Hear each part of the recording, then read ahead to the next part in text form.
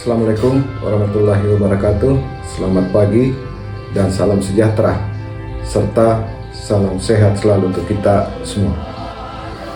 Keberadaan Pelabuhan Wanci sebagai pendukung destinasi wisata mancanegara di daerah Kepulauan Wakatobi, tentunya transportasi laut menjadi urat nadi dan objek vital terselenggaranya aktivitas sosial serta menjadi penggerak ekonomi masyarakat yang dari tahun ke tahun terus mengalami peningkatan volume kegiatan disebabkan posisi Pelabuhan Wanci sangat strategis yang berada pada dua jalur pelayaran internasional, yaitu Laut Banda dan Laut Flores, yang menempatkan Wakatobi sebagai daerah transit bagi pelayaran nasional maupun internasional, baik ke wilayah barat maupun ke wilayah timur Indonesia.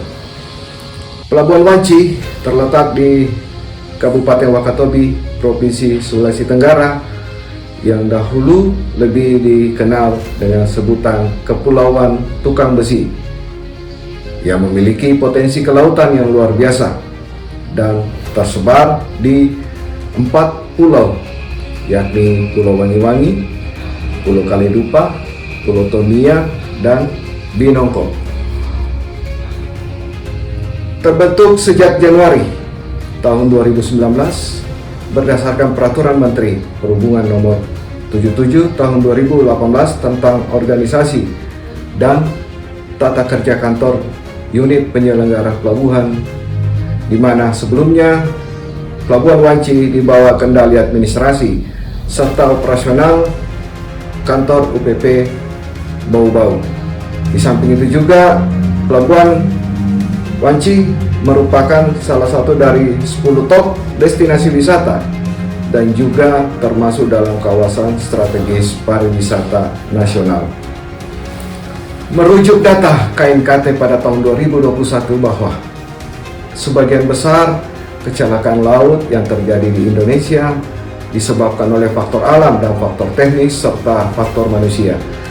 Berangkat dari data KNKT tersebut, selain menjadi tugas dan tanggung jawab, juga sebagai bentuk dukungan dari Direktorat Jenderal Perhubungan Laut melalui kantor unit penyelenggara Pelabuhan Wanci guna menekan dan meminimalisir terjadinya kecelakaan laut dengan menggunakan metode persuasi kepada para pemangku kepentingan sekaligus mengkampanyekan keselamatan pelayaran kepada para operator, nakoda, pemilik kapal untuk memastikan kapalnya telah memenuhi unsur kelautan kapal agar aspek keselamatan dan keamanan pelayaran khususnya di Kabupaten Wakatobi nantinya dapat menciptakan pelayaran zero accident.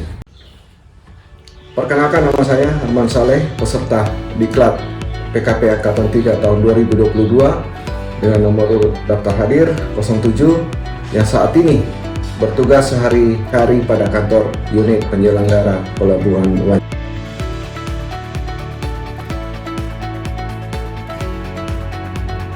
Seperti kita ketahui bersama bahwa di masa pandemi saat ini, keselamatan saja tidak cukup untuk mewujudkan penyelenggaraan transportasi laut yang andal. Penyelenggaraan transportasi laut juga harus mengedepankan kesehatan dan konsisten mematuhi protokol kesehatan COVID-19, yaitu dengan menggunakan masker, mencuci tangan, dan menjaga jarak. Sebagaimana amanat Undang-Undang Nomor 17 Tahun 2008 tentang pelayaran.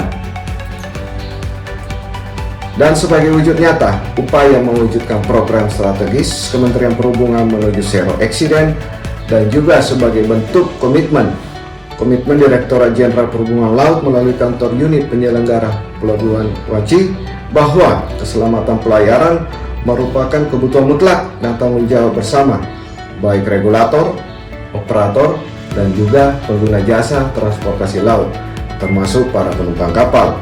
Tentu diperlukan suatu komitmen bersama, baik itu regulator, operator, dan juga pengguna jasa, untuk menjadikan keselamatan sebagai budaya, sehingga pemenuhan aturan tentang keselamatan kapal, kompetensi terhadap SDM yang andal menjadi tidak lagi sekedar untuk pemenuhan tanggung jawab dan kewajiban, melainkan sudah menjadi kebutuhan.